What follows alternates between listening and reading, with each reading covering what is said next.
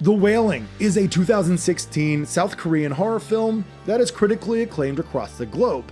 But what's The Wailing about? Is it about ghosts, zombies, exorcisms, or is it a police thriller? Well, yes, and yes. The Wailing is able to juggle so many ideas, but how successful is it? Well, let's find out together. Welcome to the HellBound Horror Show.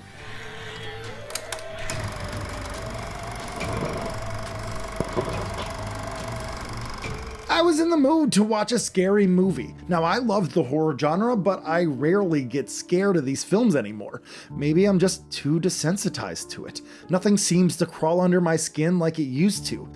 And maybe that's why I watch all of these movies. I'm trying to get that feeling back. I'm aching, I'm yearning to get scared again. Well, my search led to 2016's The Wailing. I heard some high praise regarding this film and I was eager to dive into it. So after watching it, was it worth the hype?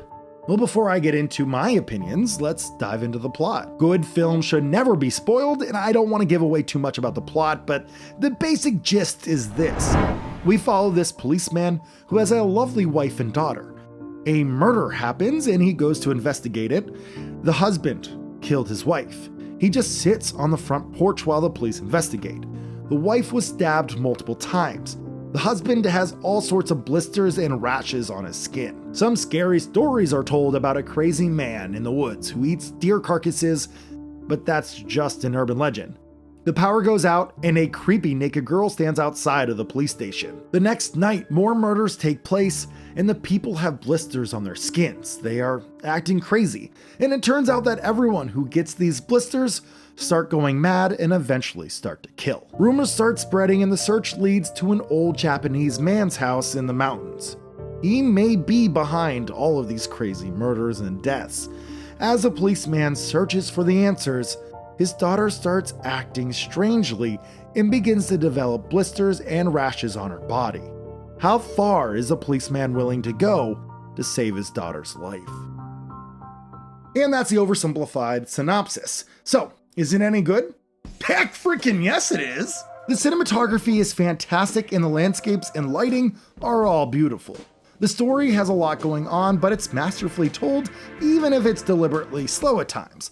Acting is top-notch as well, especially the daughter. She is great. Without spoiling anything, the ending is top tier. I love when a movie plays with expectations and leaves the audience in a state of unsureness. Should a person do A or B? Who do you trust? In most Hollywood movies, the audience is 20 steps ahead of the characters. Not in The Wailing. You don't know who or what to trust, and it's fantastic. The only thing that I'm sour on is that I believe that they killed chickens on screen. It's not that bad, they cut away, and it could have easily been great props, but I'm unsure. So The Wailing is really, really good, but is it scary? Well, to me, not really. It didn't scratch the itch, but I also wasn't spooked by Hereditary or The Conjuring. They didn't do much for me either. The Wailing does have some awesomely spooky moments and does a great job of the slow burn and subtle scares.